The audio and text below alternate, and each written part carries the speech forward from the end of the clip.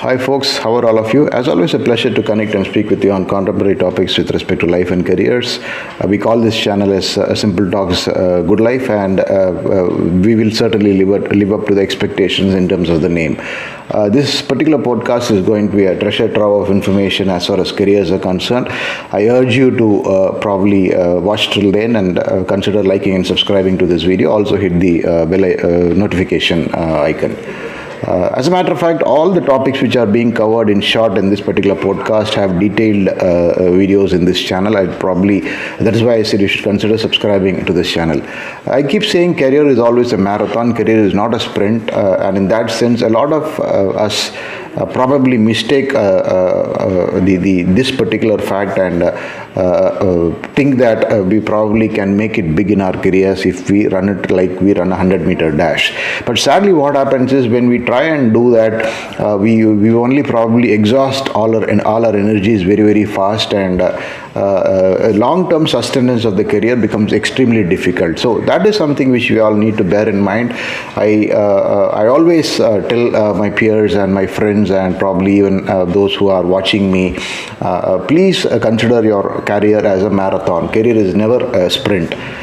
Just to give you a backdrop on this, I think recent days there has been a huge debate about Indian IT or Indian business leaders like N.R. Narayana Murthy and Larsen and Toubro chairman S.N. Subramaniam saying that you need to work for 70 hours, 100 hours. Yes, it is a debatable topic. You need to be sincere and hard work. But my only concern here is if you probably work like that for about 3 to 5 years, you'll probably almost have a nervous breakdown to the point that you will not be able to sustain it in the long run. So whole idea behind considering your career as a marathon. Careers are built over 20 to 30 years. Today, unfortunately, we are in a space, or we are in an external environment where if you have a lot of these startups, we always see people who become CEOs of companies when they are 28, 30, companies being owned by people who are 23-year-old. And unfortunately, we try and see all this as benchmarks. But what happens is we should never make exceptions as a rule. These are all exceptions. As a rule, a majority of the people work over a very, very long career trajectory. I said a long career path.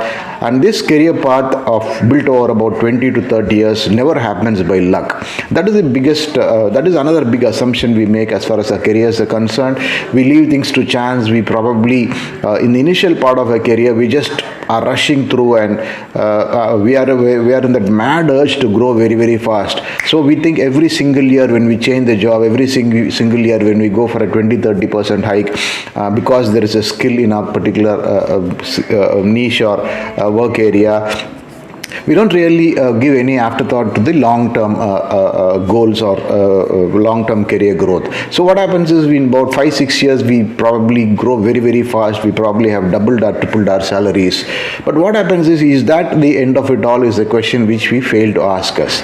In a sense that today, if you are probably joining a company and in 5 years' time, you're going to be the deputy managing director of the company, assuming that it is a startup. So what next? I mean, deputy manager of the company, then the company goes for IPO and you hit the roof in that company.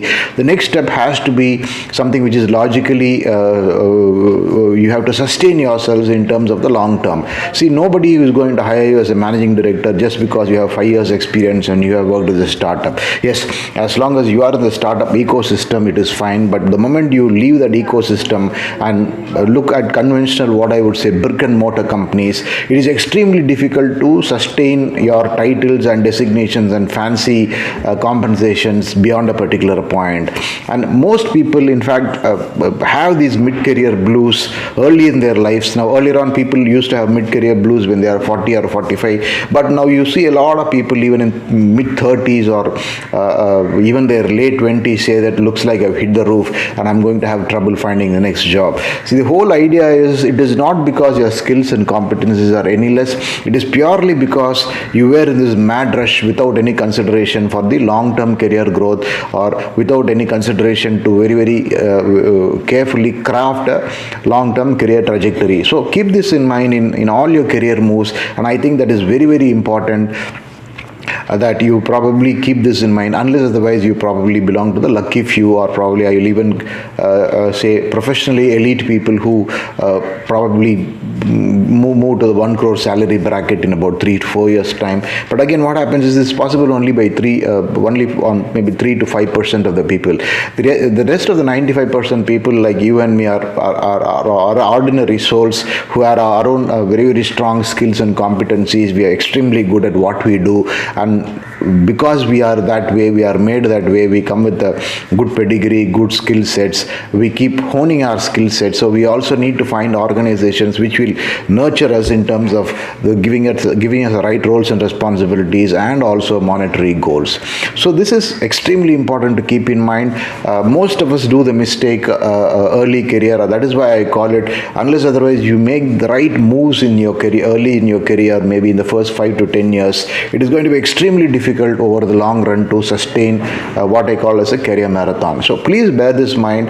And as we spoke in the initial part of this podcast, work-life balance is very important. Yes, there might be some maniac or psychic business leaders who might demand too much, who might say you need to work for 70 hours, 80 hours, you start at 7 in the morning and 11 in the evening. But doing that essentially means that you are going to miss all the other facets of your life. You are going to ignore your personal facet, you are going to ignore your hobbies, in fact going to ignore your professional well-being, personal well-being. What are the steps you are going to take to professionally nourish yourselves to grow and reach the next level? Just because by making you work for about 12 to 15 hours a day, the whole idea is to make you a rote worker, and who's behaving like an automated robo. The whole idea is to probably disincentivize you from gathering more knowledge, equipping yourselves better for the future skills, making you future role and skill ready, and also in a sense refrain you from getting more and more compensation over the long run. The other important point I want to say is your compensation is not going to grow 20-30% every year. It is extremely important to remember that this incremental growth in compensation is good only if it is happening in the long run. 20%, 30% hike, which is sustained in every 3 to 5 year job jump for the next 20 years. Compare that with a 20-30% rise every year, maybe for the next 3-4 years, and then you are left in the lurch because the prospective employer is going to feel that you probably are overpaid, or probably they cannot afford you. So there are a lot of, we are in a sense, what we are as professionally is a product of not just what our skills and competencies are. It also is because of what others perceive us, what others can afford, what is something called as industry parity, organizational parity, where we fit in the hierarchy, and what is the kind of people in the hierarchy in terms of their experience, skill sets, competencies, etc. So that is why careers are not been built in isolation. It is not that if we find a fascinating startup which is going to pay us 70-80 lakhs per annum, wow, it is excellent, our life is made. No, not really. Unless otherwise you're going to retire at 30 years by having that fancy salaries and fancy bank balance, which of course there's nothing wrong in it. If you probably can accumulate a few crores and call it a day when you're 30 or 35, it is fine. But it doesn't happen to all the people. For most of us, our active work lives have to be spread across maybe anything like 25 to 30 years, and to that extent it is extremely important to keep us professionally nourished, to sustain that long run, sustain our skill sets and competence in the long run, equip ourselves with better knowledge, become experts in whatever we work. This is where I also emphasize that you constantly should focus on what is called as a T-shaped competency within you. Your chosen niche, what is that niche, and in that niche, are you the topmost in that? I mean, are you in the top 5 or 10% in the chosen niche as a professional? If you compare yourselves with people in your industry, if you compare yourselves with people around you who are in your professional network, who have worked with you earlier, who are in your very narrow skill area, how better are you, or how good are you? Are you the chosen pick? Is it like, for example, if I say if you are a revenue assurance professional working in a mobility company, tomorrow if any industry, any similar particular player in the industry wants a revenue assurance professional, is your name in the top 5 names which will be the top of mind recall in case they need to hire the best of professionals in that area. I gave revenue assurance an example. It can be marketing, it can be marketing communication, it can be PR, it can be finance and accounts, it can be strategic planning, it can be anything.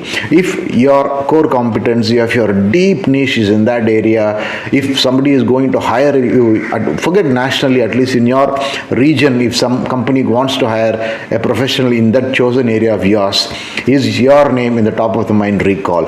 That is the kind of mindset which allows people to go professionally. I keep saying this, gone are the days when wandering generalists were the order of the day. You could happily land in a job because you say you're too good at number of things, but those days are dead and gone. Like for example, when I started off my career in the early 90s, in fact, I remember writing on my resume that I'm a wandering generalist, and I'm versatile in number of things. I'm versatile in sales, marketing, I'm versatile in PR, I'm versatile in writing. I used to write about 10 bullet points where I said, okay, I'm too good in all these areas. But today, believe me, that doesn't sell at all. If you are a PR professional, are you a good crisis PR professional? Simple. And in case I'm going to hire a crisis PR professional and I'm making a list of people whom I'm going to hire, is your name going to be in the top 10 people? If I'm going to hire someone who I require as a fundraiser in the process of going for an IPO, I'm making a list of people. My organization is going to have an IPO very soon, and I make a list of people who I need to hire to manage this IPO, and does your name appear in the top 10 names? So this is the kind of narrow niche in which the whole corporate world has emerged. That is why I said T-shaped competency. One chosen area where you have extremely deep knowledge, you're the best, or you are the best of the best, maybe within the top 5% in that particular place. That besides, of course, you might have numerous other competencies. You might be good at writing, you might be good at presentations. Those are all the top line of the T-shaped competency. You have the vertical line, which represents the deep knowledge in a chosen particular area, and you have the top horizontal line, which can be as long as you want, depending on what kind of bandwidth you have. But irrespective of how long or short of that top line is there, your vertical depth of knowledge has to be phenomenal and probably the best amongst the top few in your particular place. So this is why I always say the wandering journalists are no more order of the day, and it is very, very important for you to become a deep niche specialist. And to that extent, early on in your career, you need to find out your niche. I mean, first 5 years or 10 years of a career, you can probably try and be a journalist, be good at everything and things like that. But in the process of making your first, second, or worst case, the third job, you should probably, by that time, very, very clearly, firmly entrenched in your niche. Say that, okay, you find out your calling, and you find out something which is a combination of your passion and somebody who's going to willing to pay for that passion. So your passion matches or is wedded to the willingness of the organization to hire someone and also reward you extremely well monetarily. So this sync is very, very important, and if you don't find this sync too early in your career, I think it is going to be extremely tough in the coming days.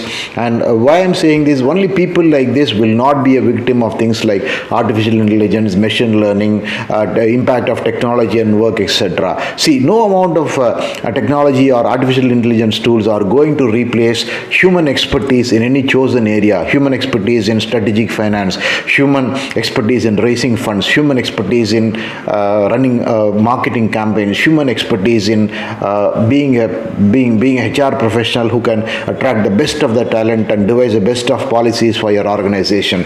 These people are never going to be replaced by artificial intelligence. In fact, they will use artificial intelligence to the best of their ability and use those tools, be experts in using those tools for the growth of the organization. So this is how the corporate scenario is evolving. This is how the hiring scenario is transforming in the big way, not just in the West, but even in the US. As a matter of fact, hiring processes are becoming more and more mature, even in India.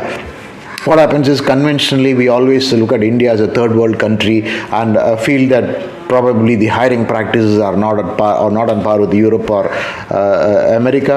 But if you ask me, in my experience as an executive search professional or a recruitment professional, I would say the rigor in which people are put through to get hired for very, very senior roles or key roles in the organization is much, much stronger and much, much professional in the Indian context than in any multinational organization. In fact, multinational companies in India have more robust hiring practices than their counterparts in the West. So that is the impact, or that is the extent to which India has evolved or matured as a talent market. And if you have to shine in this talent market, it is extremely important for you to bear all this in mind. I've quickly probably given you I've littered your mind with a whole lot of thoughts about how you should craft your career, what are the important points in your career, and most of whatever I mentioned today is widely covered in detail in multiple podcasts in this channel, which is why I said you should subscribe to this channel. Consider subscribing to this channel, and you sure, as I kept saying, will find this entire channel as a treasure trove of relevant information for success, happiness, and joy in life and your careers. And this particular video is extremely important and extremely useful. If you found it interesting, I'd probably urge you to share it with people who will who are in your own frequency and aspiring for the better things in life and career. Thank you. It was a pleasure talking to you. I have left a few links in this video to some of the other podcasts which are very relevant to this particular topic. I'll see you soon in another interesting podcast. As always, it was very, very happy talking to you. I wish you all the very best in your life and career ahead. Thank you. I'll see you soon.